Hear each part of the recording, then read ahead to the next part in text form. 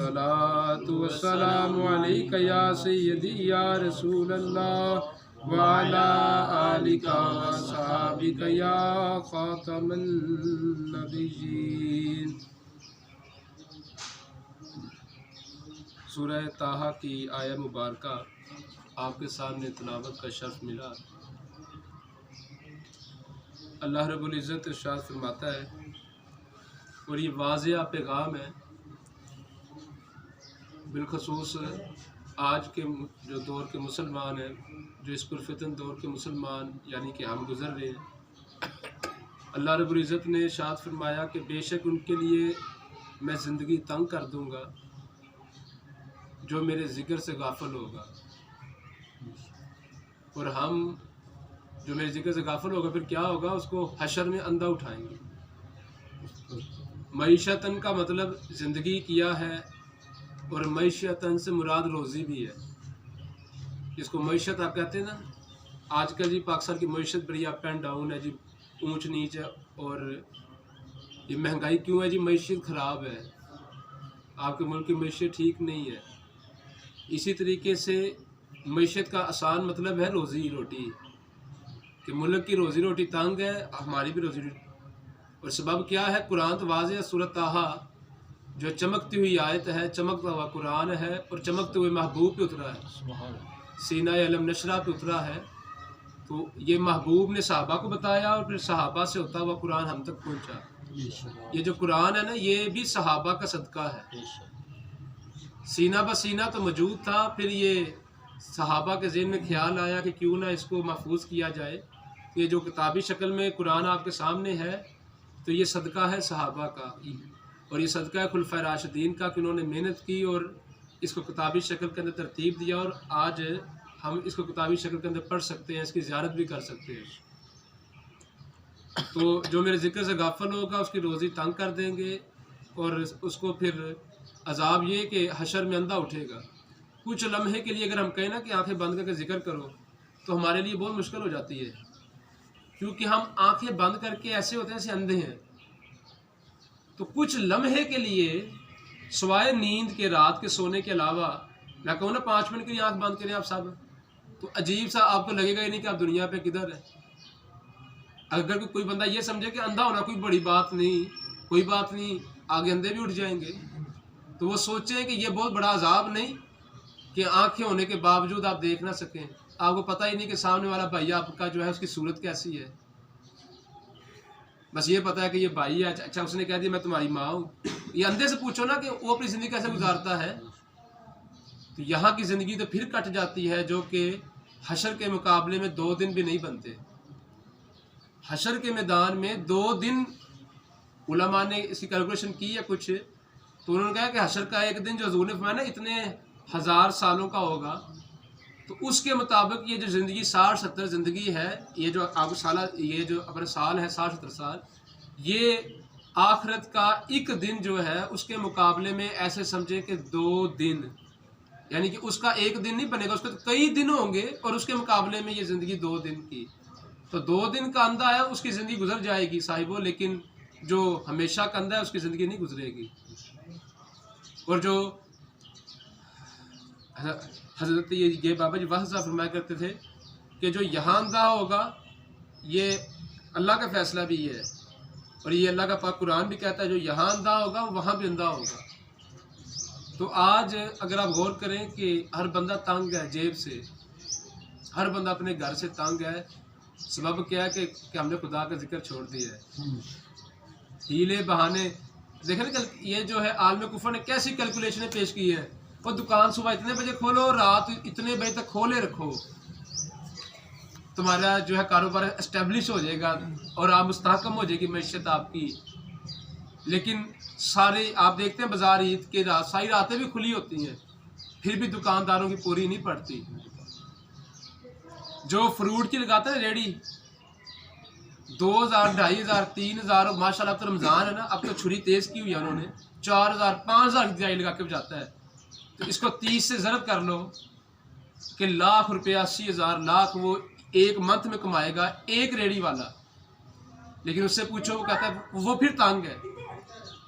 हम नौकरी करने वाले हैं, हम जितना कमाते हैं 30, 40, 35, 50, अच्छा हम जाते रेडी वाले के पास तो हमें लगता है हम दुखी हैं, तो जब रेडी वाले को कहते हैं 2 रुपये कम कर दे तो वो कहता है भाजी एनी दी पई है, देखो बड़ा औखा गुजारा हो रहा है, वो भी तंग है। आप ASP से पूछो, DSP से पूछो, ये नहीं कि सिर्फ मेरे से पूछो या मैं आपकी मिसाइल दे रहा हूँ, आप बड़े बड़े ऑफिसर से पूछो, उसकी पूरी नहीं ना पड़ती तो इसलिए तो फिर कहता है 2 रिश्वत दो। रिश्वत तब मांगते हैं जब उनके जो ख्वाहिशात है पूरी नहीं पड़ रही होती, उनके AC के बिल पूरे नहीं पड़ रहे होते, उनके बच्चों की जो ख्वाहिशात है ना, HSN कॉलेज पढ़ना है, फलां कॉलेज पढ़ना है, फलां यूनिवर्सिटी पढ़नी, बाहर जाके पढ़ना है, तो फिर वो आपसे मुझसे रिश्वत मांगते हैं। हमें ये था कि होना ये चाहिए था कि जो आदमी लैंड क्रूजर में फिर रहा है कम से कम वो तो खुशहाल होता। चलो यार मैं तो मोटरसाइकिल पर बंदा, मैं खुशहाल नहीं, चलो कि बात समझ आती है कि मेरे पास इतनी वसत नहीं, मैं जो है जेब हल्की है, लेकिन जो लैंड क्रूजर वाला है कम से कम वही खुशहाल होता, वही खुश होता। लेकिन उसके चेहरे पे देखो तो अजीब सी नहुसत छाई हुई है। और जिनके चेहरे चमकते होंगे ना, आप कभी अपना चेहरा भी देखें शीशे में और कभी उनके चेहरे देखें जिनके चमकते हैं, और ये वही चेहरे हैं जो अल्लाह का जिक्र करने वाले हैं। और सिर्फ अल्लाह का जिक्र नहीं करते, अल्लाह का महबूब का जिक्र, जहाँ अल्लाह का जिक्र करते हैं वहाँ उसके महबूब का जिक्र भी करते हैं। तो सिर्फ जाकिरीन वो जाकर नहीं होता जो सिर्फ अल्लाह अल्लाह कहता है, बल्कि जाकर हकीकतन वो होता है जो अल्लाह के साथ उसके महबूब का नाम भी लेता है, क्योंकि अल्लाह ने कहीं भी अपने नाम के साथ महबूब का नाम जुदा नहीं किया। ला इलाहा इल्लल्लाह मुहम्मदुर रसूलुल्लाह, अशहदु अन्ना मुहम्मदर रसूलुल्लाह। अजानों में भी यार का नाम साथ रखा, फिर कलमे में ही साथ रखा। चलो फिर अजान और कलमे की बात होती तो बस होती ना, फिर नमाज पढ़ो तो अल्लाहुम्मा सल्ली अला मुहम्मदिन व आलि मुहम्मदिन कमा सल्लैता अला इब्राहीम व अला आलि इब्राहीम इन्नका हमीदुम मजीद। तो याद रखें कि इसका मतलब कि आपने और मैंने और आजकल पूरे मुसलमानों ने आलम इस्लाम जो जलील सबब क्या है, महबूब का दर छोड़ा है, और जो महबूब का खालिक है उसका दर छोड़ा है। आप यकीन जाने कैलकुलेशनों को छोड़ के देखें। बाबा ईसवी बकर सरकार फरमाया करते थे कि तूने जमा करके तो देख लिया, अब तकसीम करके देख। भाई तूने जमा करके देख लिया, पूरी नहीं पड़ी, तो अब तकसीम करके देख। तो आओ साहिबो, एक ही कुलिया जो अल्लाह उसके महबूब ने दिया है वो तकसीम का कुलिया है। ना दुकान के आप औकात बढ़ाएं, ना चीज़ों के रेट बढ़ाएं, कुछ भी नहीं बढ़ाएं, सिर्फ अपनी जेब से तकसीम शुरू करें। जब आप तकसीम शुरू कर देंगे रिज़्क़ खुद ब खुद। और मैं अपनी मिसाल, अक्सर कुछ लोग सोचते भी हैं कि मैं अपनी बात क्यों करें तो साथ, पता नहीं, मैं बाज़ दफ़ा ये कोशिश भी करता हूँ कि अपनी बात ना करूँ, लेकिन फिर बात हो इसलिए जाती है। फिर मैं इसलिए भी कर देता हूँ कि लोग ये ना समझते हैं कि सिर्फ ये तकरीर ही करता है बैठ के। ये भी एक ट्रेंड है ना, मौलवी साहब जो ये बात मिंबर से करते हैं ना कि सखावत करो। आज ही मैं गया तो दुआ कर रहे थे कि अल्लाह मेरे रमज़ान में तकसीम की तौफीक दे, लेकिन उस मौलवी साहब की जेब से 1 रुपया नहीं निकलता। ये अलमिया मिंबर महराब से, कि जो मिंबर महराब पे तकसीम का दर्स देने वाले हैं उनके अपने घर तकसीम नहीं होता, बल्कि वो जो है जमा की तरफ लगे, यहाँ से भी इफ्तारी आ गई, यहाँ से भी आ गई, यहाँ से भी ये मैं उन पर तनकीद नहीं कर रहा है, आपको बात समझाना चाह रहा हूँ। तो अगर कोई ये सोचे कि सिर्फ मैं भी तकरीर करके चला गया तकसीम करो, मैंने भी तकसीम करके देखा है, अल्हम्दुलिल्लाह कोई कमी नहीं आई, और गायबाना रिज़्क़ आता है। कोई इधर से दे गया, कोई इधर से दे गया, कोई इधर से दे गया। जिस तरह लोग पीरों को नहीं देते, आसान फलसफा, और तो आपको समझ नहीं आएगी इधर से कैसे आ गया, इधर से कोई जिब्रील नहीं आया, कोई जिन्न नहीं आया, इंसान ही आता है जो आपको लेके जाएगा। और ये बात बाबा जी वाहिद साहब ने फरमाई थी कि जब अल्लाह की तलाश में निकलोगे तो आगे इंसान ही को पाओगे, क्योंकि अल्लाह वाले इंसान ही तो होते हैं। तो इंसान की सूरत में कोई आएगा और आपकी मदद कर जाएगा, आपकी मुश्किल कुशाई कर जाएगा। तो तकसीम शुरू करें, और कुछ भी नहीं कर सकते। अब कोई बंदा ये पूछे कि मेरी जेब पैसा नहीं, तो ये शाह साहब ने बात तो कर दी तकसीम करें, तो जेब पैसा ही नहीं, भाई पैसा तकसीम ना करें, नहीं तो ना करें।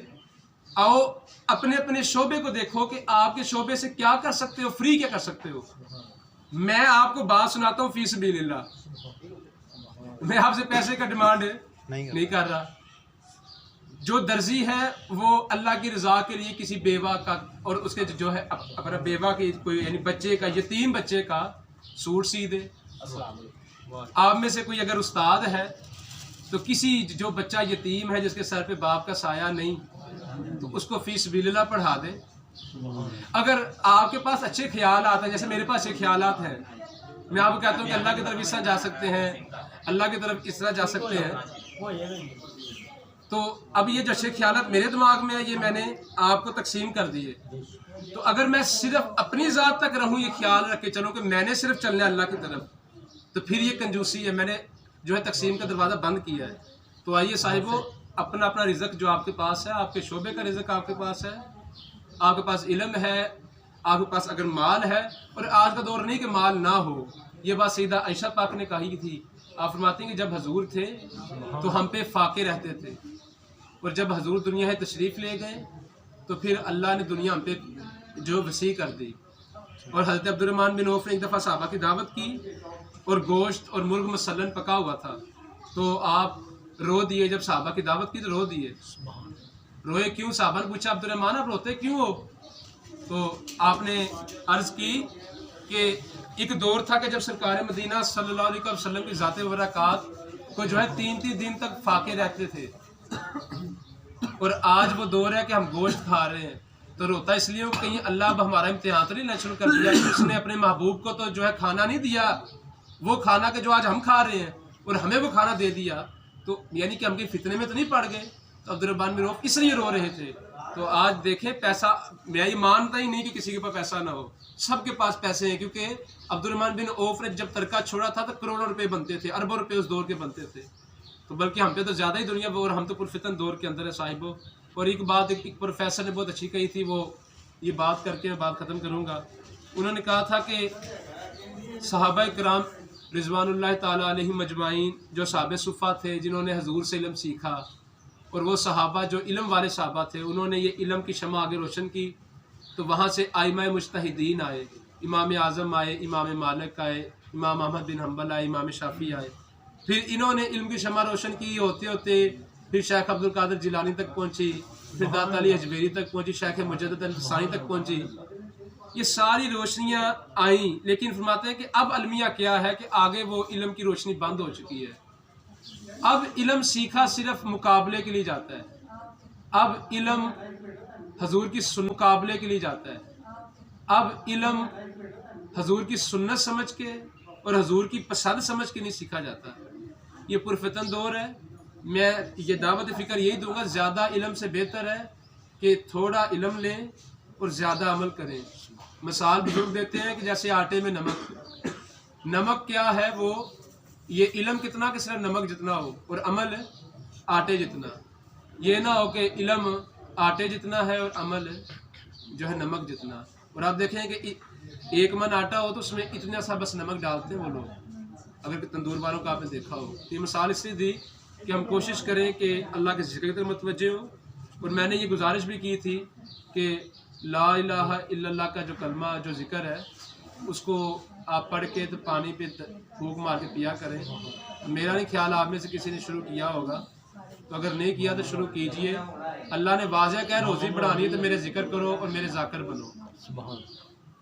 5 लाख दफ़ा मरतबा कलमा शरीफ का विर्श करना शुरू कर देगा, कर सकते हैं।